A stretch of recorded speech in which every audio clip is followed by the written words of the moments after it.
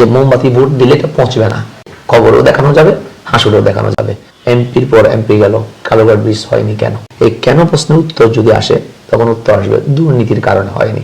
এই ৮ আসনের মানুষকে ভুল বুঝিয়ে তাদের আবেগকে কাজে লাগিয়ে সর্বদাই এই ৮ আসনের নির্বাচন অনুষ্ঠিত হয়। আসসালামু আলাইকুম প্রিয় দর্শক, সবাইকে স্বাগত জানাচ্ছি 24 টিভির বিশেষ আয়োজন রোড টু পার্লামেন্টে। আপনাদের সাথে আছে আমি নুরাফিন পপি।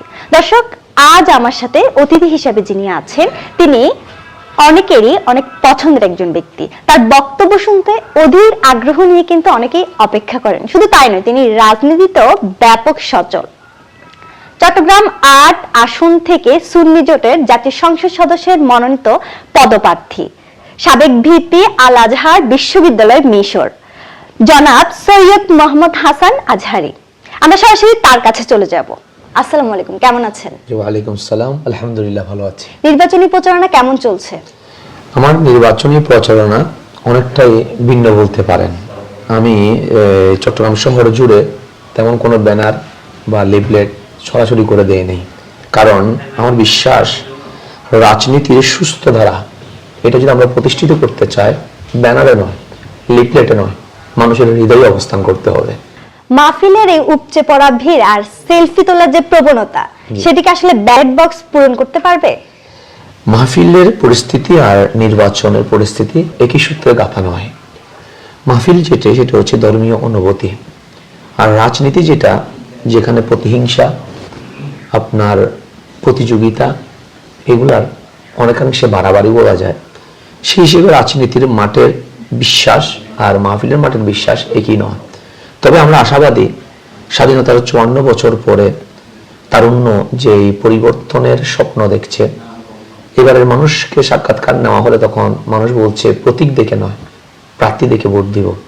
তো যদি এই কথাটাই মুখে এবং বুকে দুটা যদি এক হয়, তাহলে বলা যায় যে ব্যালট বক্সটা থাকবে সেটাও পরিবর্তনের ছোঁয়ায় ইনশাআল্লাহ ভরে যাবে। চট্টগ্রাম ৮ আসনের মূল ফটক যদি আমরা বলি, সেটা হচ্ছে কালুরঘাট সেতু।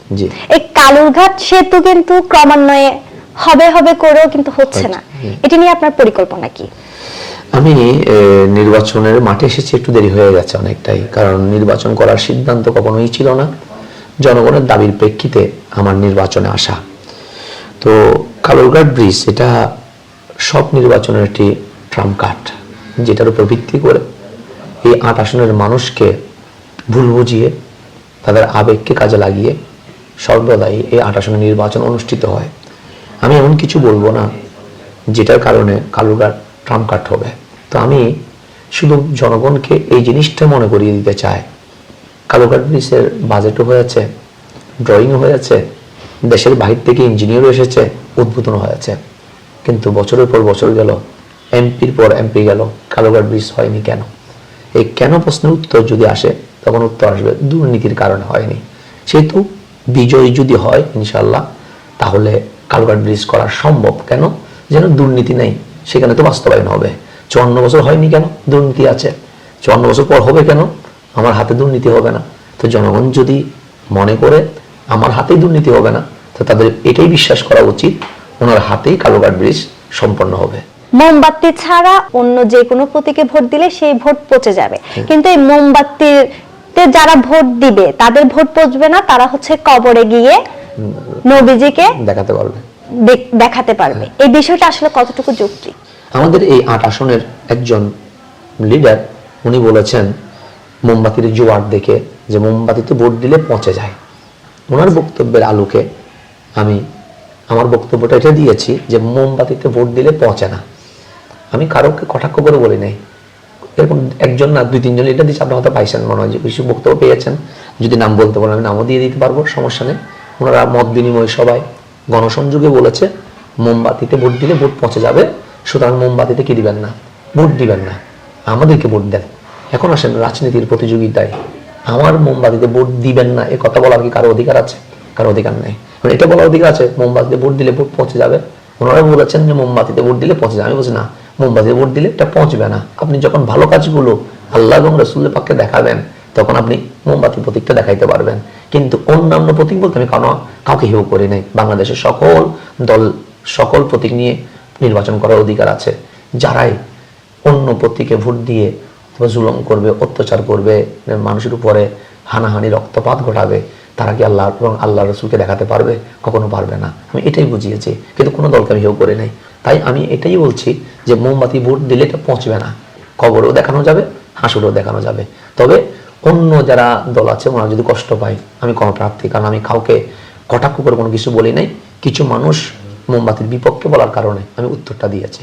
ইসলামের প্রচার গড়ে তোলা হচ্ছে আপনার কাজ, কিন্তু আপনি সেই পথটি থেকে এখন হচ্ছে ভিন্ন আরো একটি পথ বেছে নিয়েছেন, রাজনীতি। রাজনীতিতে কি আসলেই শুধুই টাকা, নাকি হচ্ছে ক্ষমতা পেলে হচ্ছে মানুষ টাকার একটা ভান্ডার তৈরি করতে পারে?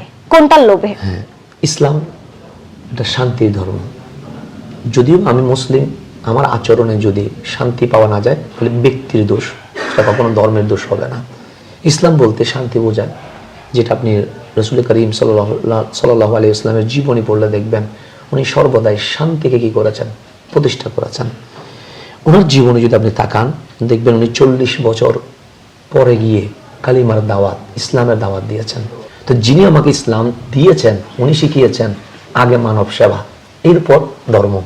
রাজনীতি মানে বাংলাদেশে যেটা বোঝায় এটা হচ্ছে প্রতিহিংসা, মারামারি, হানাহানি, নোংরামি আর হচ্ছে চাঁদাবাজি, অথবা মানুষের সম্পদ লুণ্ঠন করা, যেটা আপনি বলেছেন। রাজনীতি মানে কি? টাকা, টাকার লোভে কি এখানে আসা? একটা কথা মনে রাখতে হবে, যেখানে সত্য থাকে না সেখানে মিথ্যা প্রতিষ্ঠিত হয়, যেখানে আলো থাকে না সেখানে অন্ধকার আচ্ছন্ন করে ফেলে। এই নোংরা মাঠে ভালো মানুষ যদি না আসে, এই নোংরা মাঠ কখনো ভালো মাঠে পরিণত হবে না। আজকে 54 বছর পরে তারুণ্য যখন বলছে পরিবর্তন চায়, পরিবর্তনের জন্য পারফেক্ট মানুষের কি আছে? দরকার আছে। শুধু ধর্ম পালন করার নাম ইসলাম নয়, শুধু নামাজ, রোজা, মাহফিল, মিম্বার এগুলোর নাম ইসলাম নয়। জনতার দুঃখে সঙ্গী হওয়ার নাম ইসলাম। মানুষের অধিকার আদায়ের জন্য কষ্ট করার নাম ইসলাম। দুঃখী মানুষের পাশে বসার নাম ইসলাম। একটি দেশের উন্নয়নের পথে এগিয়ে নেওয়ার নাম ইসলাম। সেই ইসলাম আমাকে শিখিয়েছে যখন প্রয়োজন হয় তখন মিম্বারও থাকতে হবে, মাহফিলও থাকতে হবে, আবার প্রয়োজন যখন হয় অন্যায়ের বিপক্ষে মাঠেও রক্ত দিতে হবে। সেই আলোকে আমি মাঠে আসা। নির্বাচিত যদি হই, আল্লাহ যদি দান করেন, মানুষ যদি আমাকে ভোট দেন, তাহলে আমার দুর্নীতি করার কোনো সুযোগ নাই, যেহেতু আমার ইনভেস্ট নাই। আমি যদি এখানে 2-3 কোটি টাকা ইনভেস্ট করতাম তাহলে ওই যে মনে মনে বলতাম যে 5 বছরে 200-300 কোটি টাকার মালিক হইতে হবে, তখন আমি বাজার থেকে চুরি করতাম, আমি ভাড়া থেকে নিয়ে ফেলতাম, প্রশিক্ষণে যে সরকারি ব্যবস্থা হয় এগুলোকে খেয়ে ফেলতাম। কিন্তু আমার যেহেতু এখানে কোনো ইনভেস্ট নাই, সুতরাং আমি জাতিকে পারফেক্টলি বলতে পারি দেশের বাজেট 8 আসনের বাজেট 8 আসনের উন্নয়নের জন্য কাজ হবে। আমরা যদি ধরি আপনি নির্বাচিত হয়েছেন, জি, ঠিক তার 5 বছর পর আপনার সম্পদের হিসাব কি থাকবে, নাকি অন্যদের মতো 9-6 করে হিমশিম খাবেন? আমি যদি নির্বাচিত হই, ইনশাআল্লাহ আমি আশা রাখি, আশাবাদী, জনগণ যেহেতু পরিবর্তন চায়, আশা করি নীরব বিপ্লবের মাধ্যমে একটা বিজয় আসবে ইনশাআল্লাহ। আমি যদি নির্বাচিত হই তাহলে আপনি বলেন 5 বছর পরের হিসাব, আমি 5 বছর পরের হিসাব না, আমি 6 মাসের মাথায় মাথায় আমি একটা অনুষ্ঠানের আয়োজন করব, যেটা খোলা মাঠে হবে। এটার নাম থাকবে জনতার আদালত।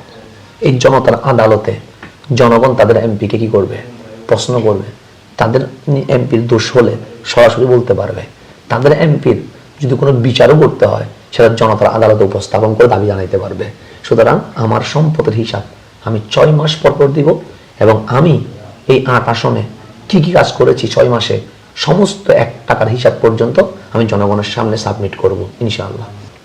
নারীদের কর্মসংস্থানের ক্ষেত্রে আপনার কি কি পদক্ষেপ আছে? যেমন নারীকে অবহেলিত করে রেখেছে কিছু ধর্মীয় অপব্যাখ্যার কারণে। অনেকে নারীকে মানুষই মনে করে না। এটা আপনি হয়তো বা দেখেছেন, নারী পড়তে পারবে না, নারী চাকরি করতে পারবে না, নারী এখানে যেতে পারবে না। এই সব কিছুর আঙ্গিকে নারীকে মানুষের কাতারেও রাখে নাই। অথচ ইসলাম সর্বপ্রথম বলেছে পুরুষ যেমন মানুষ, নারীও তেমন মানুষ। আমার ইসলাম যখন তার ইতিহাস লিখতে শুরু করেছে, যেখানে আবু বকর রাদিয়াল্লাহু তাআলার নাম আছে, সেখানে খাদিজাতুল কুবরা রাদিয়াল্লাহু তাআলার নাম আছে, যেখানে হাদিস বর্ণনায় আবু হুরায়রা রাদিয়াল্লাহু নাম আছে, সেখানে আম্মাজান আয়েশা সিদ্দিকার নাম আছে। এইভাবে করে আপনি যদি দেখেন ইসলামের জন্য প্রথম রক্ত যিনি দিয়েছেন উনি হযরত সুমাইয়া নারী, যিনি প্রথম ঈমান এনেছেন উনি হযরত খাদিজা নারী। এভাবে করে দেখবেন নারীদের মধ্য দিয়ে এই ইসলাম প্রতিষ্ঠিত হয়েছে। নারীর অবদান অনেকাংশে পুরুষের চেয়ে বেশি বলতে হয়। তাই নারীদের শিক্ষা যেন নিরাপদে নিতে পারে। তো এই নারীর শিক্ষার জন্য যদি আমি নির্বাচিত হই যেটা আমি আগে থেকে গ্যারান্টি দিচ্ছি আমি দুর্নীতি করব না, তাদের জন্য সরকারিভাবে যানবাহনের ব্যবস্থা হবে, সেজন্য নিরাপদে তার school, high school, college, university যেতে পারে এবং নিরাপদে ঘরে যেন পৌঁছতে পারে। চট্টগ্রাম ৮ আসনের জি, মূল সমস্যা কোথায়, আর এই সমস্যাটা সমাধানে কি করণীয় বলে আপনি মনে করছেন? চট্টগ্রাম ৮ আসনের মূল সমস্যা বলতে গেলে প্রত্যেকটা ধারে তো সমস্যা, সমস্যা নাই কোথায়? যেখানে যাচ্ছি সেখানে সমস্যা, যে গ্রামে ঢুকছি সেখানে সমস্যা, অভিযোগ আসছে। অভিযোগ সব জায়গায়। এখানে রাস্তা নেই, এখানে স্কুল নেই, এখানে আসলে আমার ৮ আসনটা তো অনেক সুন্দর করে সাজানো কিন্তু অবহেলিত। এখন আসলে আমার এই ৮ আসনের মধ্যে যেমন বোয়ালখালীরা যদি আমি ধরি, সেখানে পাহাড়ও আছে, নদীও আছে, কিন্তু কোনো পর্যটন এরিয়া নেই। আবার আপনি যদি দেখেন অধিক গ্রামের দিকে যান, সেখানে কৃষকের অনেক কৃষিকর্ম আছে কিন্তু কৃষি কোনো ইনস্টিটিউট নেই। আবার আপনি যখন গ্রাম অঞ্চলের ভিতরে ঢুকবেন, সেখানে ভালো কোনো স্কুল, হাই স্কুল নাই। চতুর্দিকে সমস্যা আর সমস্যা, কারোবার ব্রিজ তো আছেই। সবগুলো মিলিয়ে আবার শহরের দিকে চলে আসেন, আমরা বলি শহর নাকি উন্নতি হয়েছে। বাচ্চাদের স্বাস্থ্য নির্ভর করে টিকার উপরে। টিকা খাওয়ানোর জন্য কত দূরে মাকে, সন্তানকে নিয়ে যেতে হয়, সেটা ভেবে দেখলে আমার গা শিউরে ওঠে। তো এই যে অবহেলিত ৮ আসন, এই ৮ আসনের কিছু জিনিস আছে যেগুলো অতি দ্রুত করা দরকার, যেগুলো দ্রুত গতিতে করা দরকার। যেমন কালুরঘাট ব্রিজ আছে, শহরের মধ্যে টিকা খাওয়ানোর জন্য প্রত্যেক এলাকায় সেন্টার করে দেওয়া, স্বাস্থ্য কমপ্লেক্স করা, একটা বোয়ালখালীতে আর একটা আমাদের চাঁদগাঁও ৫ বাইজিৎ জোনকে কেন্দ্র করে। ৪ নম্বর হচ্ছে নারীদের শিক্ষার জন্য যানবাহনের ব্যবস্থা করে দেওয়া। ৫ নম্বর হচ্ছে পুরা ৮ আসনের যুবক যুবতীদের জন্য আইটি সেন্টার। তারপর হচ্ছে বিভিন্ন প্রশিক্ষণ, কর্মের প্রশিক্ষণ করে উপযুক্ত করে, যে ৮ আসনকে ভারী শিল্প এলাকা বলা হয়, সে শিল্প কলকারখানায় চাকরির ব্যবস্থা করে দেওয়া। তারপরে আসতেছে আপনার রোড ঘাটের উন্নয়ন। এগুলো হচ্ছে মূল সমস্যা। এগুলো যত দ্রুত করা যাবে, আমার ৮ আসন হয়তো বা স্বস্তির নিঃশ্বাস ফেলতে পারবে। জনগণের উদ্দেশ্যে শেষ বার্তা হলো, সবাই যেহেতু পরিবর্তন চায়, এবার জনগণ বলছে আমরা প্রতীক দেখব না, প্রার্থী দেখব।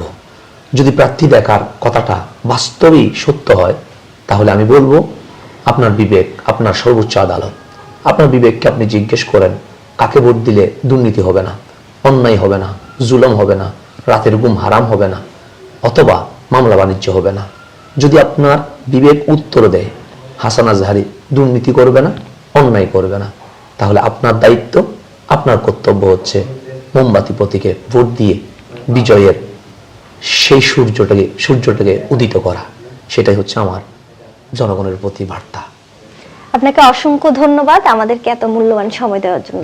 দর্শক, এতক্ষণ কথা বলছিলাম চট্টগ্রাম ৮ আসনের মনোনীত সংসদ সদস্যের পদপ্রার্থী হাসান আজহারের সাথে। তিনি জানাচ্ছেন এই চট্টগ্রাম ৮ আসনের জনগণের যে প্রত্যাশা, যে দুর্ভোগ রয়েছে, তিনি সেটি সমাধান করবে যদি আপনারা তাকে ভোট দিয়ে বিজয়ী করেন। আমরা প্রত্যাশা করছি তিনি যদি বিজয়ী হয়ে আসেন, সে তার ইস্তেহারে যে কথাগুলো আছে সেই কথাগুলোই তিনি পূরণ করবেন এবং তার দায়িত্বের সাথে দায়িত্ব পালন করবেন। দর্শক, এতক্ষণ আমাদের সাথে থাকার জন্য আপনাদেরকেও অসংখ্য ধন্যবাদ। আবারও দেখা হবে অন্য কোনো পর্বে, অন্য কোনো আসনের প্রার্থীর সাথে। আল্লাহ হাফেজ।